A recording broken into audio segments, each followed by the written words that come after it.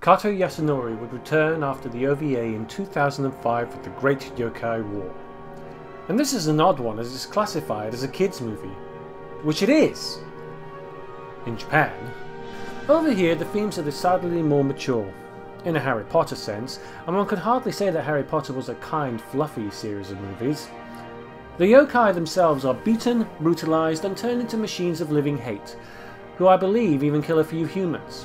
A deformed, aborted calf with a man's face is born and dies in the film's grotesque opening, while the sexual undercurrent, the woman with the long neck licking the face of our boy hero, or another character's persistent memory of touching a thigh of a young, scantily clad water spirit as a boy, seem to linger on a little bit too long for most Western tastes, especially when considering this is supposed to be a children's film. Yet, ironically, The Great Yokai War is indeed a kids' movie, albeit a very cruel and merciless one to its protagonists. It does try to dilute much of the horror and the darkness from the mythologies that are thrown into the mix of this film, but it's still pretty brutal at the same time. The creator of Kato Yasonori, Toshio Aramata, did help write the film, which is why Kato plays a hefty role in the film as the film's main villain, and probably explains why much of the cruelty and darkness that couldn't be lifted from the film in the first place. To make Kato nothing more than a Sentai villain would be an insult. So they took the aforementioned Harry Potter route and made Kato the Voldemort of the film, with Kato Yasonori being a name so evil that it wasn't only not mentioned, but also forgotten about, and with good reason. It's clear what Aramata is trying to achieve with Kato Yasonori, as Tolkien did with the Middle-earth stories, is in effect creating new mythology for Japan in the form of Kato Yasonori. And later on we'll see exactly how successful that has actually become. To say Kato is different in this movie would be somewhat of a lie. He does look different, no longer wearing the military regalia that made him so iconic, but Etsushi Toakawa definitely makes this interpretation of Kato Yasonori his own. He's not as brutal as his predecessor, but more refined, controlled and manipulative. To compare Kyusaku Shimada's Kato to Toyokawa's Kato would be like comparing Jack Nicholson's Joker to Heath Ledger's Joker. They are completely different and yet both define the character so very well. I may have some hang-ups over the film which are few and far between, and I will get onto those in a much longer review, but I can't fault the way in which Kato was presented here. He is a being with a definite mission, driven by hate and revenge, and utilises the hate and vengeful remorse of the yokai cast aside by humans for his own ends. And his demeanour and movements are lucid, clean, decisive, egocentric and powerful. I loved this movie for many reasons, but none more than Toyokawa's portrayal of Kato Yasonori. And other than The Last Great Megalopolis, The Great Yokai War is the only other live-action movie with Kato in it to see a Western release. And whilst not officially part of the Taito lore, it's still a good introduction to the Onimeijin himself. Which brings us to Tokyo Dragon, the film in which Kato never even got an appearance, but is still much a part of the Taito universe as the main storyline. Tokyo and the surrounding Kanto area has been caught in a continuous downpour for 3 months that threatens to destroy every electrical device in the region.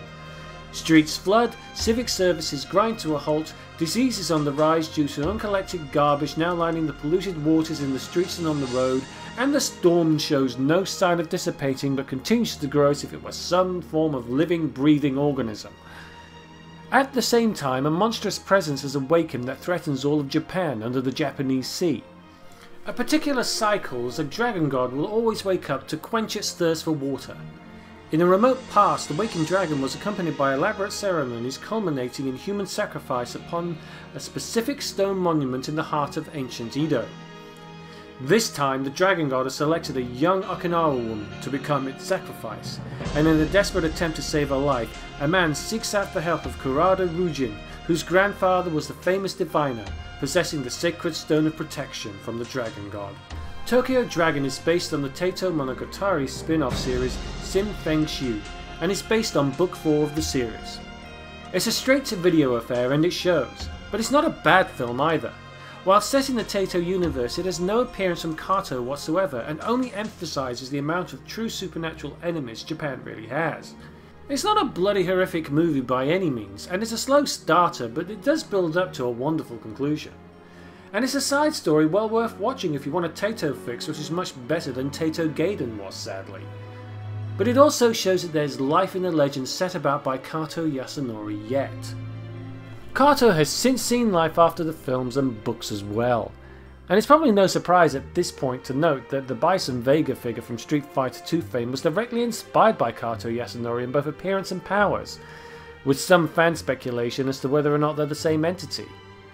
Kato also made an appearance in the parody series Kamen no Rider, in which the original Kato Yasonori, played by the man who made him famous, Kyusaku Shimada, takes on a would-be pretender in a hilarious cameo in which he actually saves Tokyo. Who'da thunk?